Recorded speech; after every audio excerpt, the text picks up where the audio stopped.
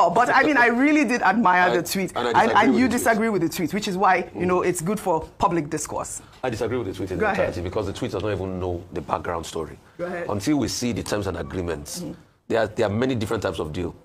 There's coming into agreements from a place of strength, and there's a mumu deal. The mumu deal is when you are being subjugated, you are being battered and beaten, and you are forced to sign a mumu deal. So we don't know what Fabura signed. Maybe it's mumu deal or introspection and coming into agreements. We don't know.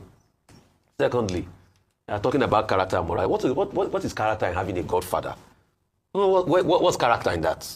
Like the will of a people. One man says, I'm the one that makes a governor where there are people, where it is the people that vote. You can see the complete disrespect for the electorate. And that's why they don't come out for elections.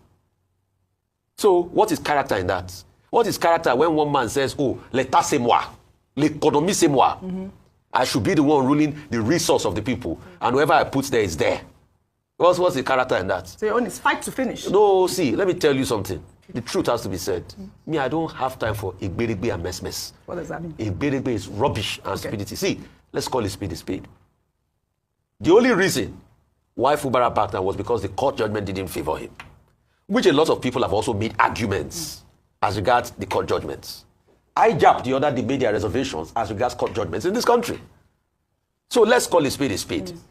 That's the reason why after that judgment. But somebody will have thought that honor demands that if you are right on your points, the worst thing they will have done is allow himself to be impeached, and that's not the end of the world. But they said, oh, they saved him. They now committed another constitutional aberration by bringing in a state of emergency to solve. So, state of emergency. Do you know what state of emergency is? With the temerity of state of emergency. So, state of emergency is now even used to settle political scores in this country. And we are looking. What kind of country are we living in? And somebody is writing theatres and saying moral, values. What moral? I love the points. Dr. Vati, go ahead. Okay, in my early life, I used to be a university teacher, and I used to teach a course called Shakespeare and His Contemporaries, English 457, they call it, at Ogun State University, as it then was. Now, one of the scripts we taught was a play called She Stoops to Conquer by Oliver Goldsmith. One of my favorites. Now, what's the major moral of that play by Oliver Goldsmith? It is that, look, you can stoop to conquer. And I think that in this particular case, what Sim Fabura has done is a classic definition of stooping to conquer. Yeah, absolutely. Now, what the nature of that conquest will turn out to be, we do not know. However, what we know is that we've been arguing on this table that we need peace, stability, growth, progress in Rivers State. If the conquest here would progress democratic policy, the democratic dispensation, remove the state of emergency in Rivers State, I think it's something that we can say fine. And that's why it seems to me that Sim Fabura says, well, it's difficult, but it is necessary. And I hope that all the people who have been supporting him, the elders who have suddenly disappeared, and the youth council that we no longer see, we would like to hear from them too. Although some of them have said, look, let peace reign. It's important that peace reigns in Rivers State, that democracy survives in Rivers State. Now, the other time you brought this subject up, I said it's an illustration of how Nigerian politics is paternalistic. It had to take President Tinubu putting his feet down for there to be this new development in Rivers State.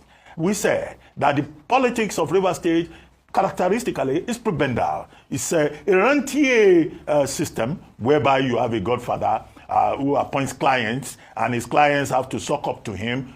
That is why what has happened in Rivers State will seem to appear like a triumph for Nyesom Wike, who is the godfather, and Sim Fabura is his client, and there are probably other clients. 3, the terms of the reconciliation that has now brought together old foes. Amewule, the speaker, Fabura, the suspended governor, and also the godfather, self-styled, Nyesom Wike, that has brought them together. They attended the burial of the uncle of Nyesom Wike at Obioakpo.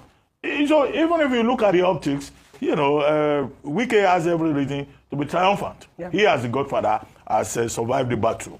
However, should that be the pattern for Nigerian politics? We do not think so. But the intervention of President Tinubu in this matter, how soon would that suspension that those who know this subject have said is illegal and unconstitutional, and then what comes after? Yes. Whatever comes after, we will be here to do the analysis. As always. And we will speak our mind. Yes, as always. Nobody can guide you. All right. Well, you know Who said the that? FCT. You did. Suspended River State Governor Sim Fabura has addressed his supporters after a reconciliation meeting with the Minister of the Federal Capital Territory, Nyesom Wike, facilitated by President Bola Ahmed Tinubu, saying no sacrifice is too big for peace and stability in River State. While speaking in Port Harcourt, the state capital, after the funeral of Wike's uncle, Fabura acknowledged the heavy and bitter nature of the peace deal, which reportedly includes conditions such as not seeking re-election in 2027 and permitting Wike to nominate local government chairpersons. Fabura urged his supporters to accept the agreement, emphasizing that the overall interest of the state and its development necessitates an end to the prolonged political crisis. Let's take a listen before we come back for a discussion. At this point, if you want to be truthful to yourself, not lying to yourself, the only solution is peace. I didn't say that there is no price that is too big to pay for peace. I meant it, and I am still ready to follow it to the end. Nobody can take away the role my other played. That's the truth. Yeah, we have our differences that led to this debate. Nobody here will say he doesn't know the role the man played. Nobody will say he doesn't. Nobody can miss away the risks he took. Yes, at the point we had our differences. And if today there is need for us to settle, please, anyone who genuinely believe in me should understand that it is right to do. All right, it appears there's full reconciliation here. He's even acknowledging the role his godfather played, because that's what he is at this point. And he's saying that there is no price too big to pay for peace. I'd like to take this tweet, which I actually liked. It was a post on X, and this person detailed a number of points, and I just took a little bit of it from characteristics. He wrote, the reconciliation of Fabura and Wike, a lesson in politics, power and forgiveness. It was a political standoff that exposed the fragile dynamics of godfatherism, loyalty and independence in Nigeria's democracy. Yet, in the end, both men chose a path less traveled. Reconciliation, this act of mending fences, is not a sign of weakness, but one of maturity, and it carries deep lessons for the youth, for politicians, and indeed for every citizen. 1. The virtue of forgiveness and reconciliation. In a nation often fueled by bitterness and prolonged enmity, this reconciliation speaks volumes. It underscores that true leadership lies not in perpetual confrontation, but in knowing when to lay down arms for the sake of peace. Forgiveness is not a political tool. It is a virtue we must all derive, practice, and preach. The courage to forgive, even after public humiliation or betrayal, is rare in politics. Yet, both men showed that reconciliation, though costly to pride, is priceless in value. 3. Strategy in defeat, grace in victory. Politics is a game of chess, not boxing. You don't win by sheer force. You win by foresight. The reconciliation revealed that both men understood the moment. Fabura, in retreating, showed the humility of a man not defeated by recalculating. Wike, in embracing, demonstrated the wisdom of consolidating influence through grace, not control. To fight, one must be sure of victory. But wiser still is the one who knows when to yield ground to win the war of legacy, peace, and prosperity.